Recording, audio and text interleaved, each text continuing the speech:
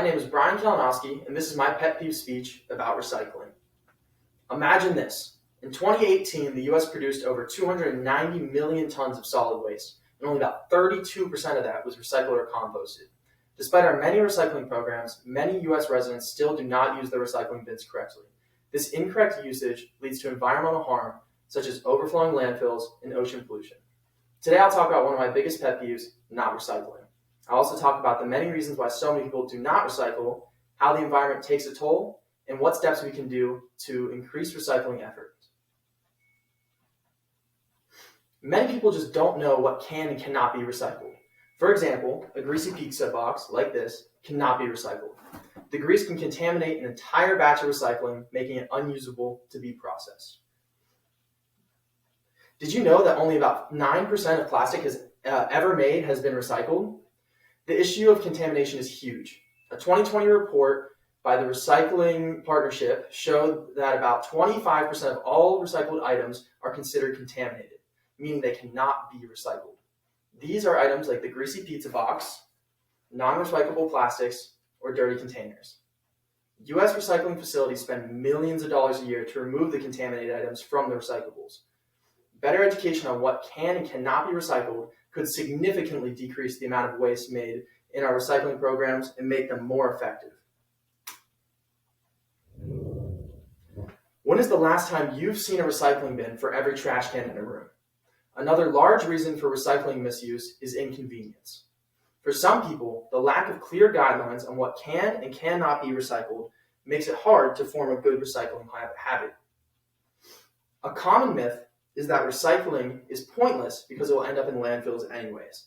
While mishandling does happen, the Environmental Protection Agency guarantees us that a large portion of properly sorted recyclables are processed and reused correctly.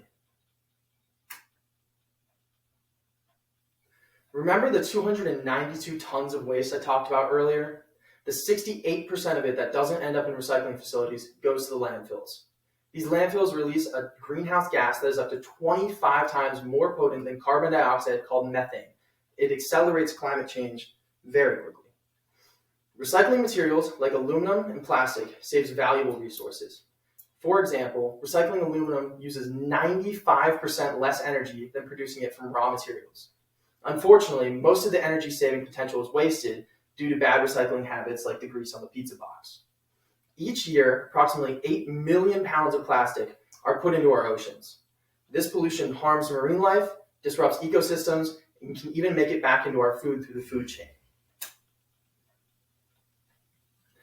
Educating the public on what they can and cannot recycle would be an absolute game changer.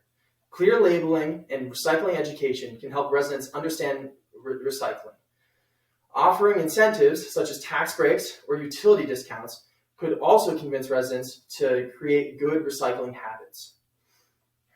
One good example of monetary incentives can be seen in San Francisco. San Francisco implemented a mandatory recycling program, fining anybody not properly using their recycling. This change led to an 80% waste diversion rate. Another really good example can be seen in South Korea. They implemented a volume-based waste fee in 1995. This required residents and businesses to purchase specific bags for their waste disposal. The system charged a fee based on the amount of waste, encouraging trash reduction and recycling.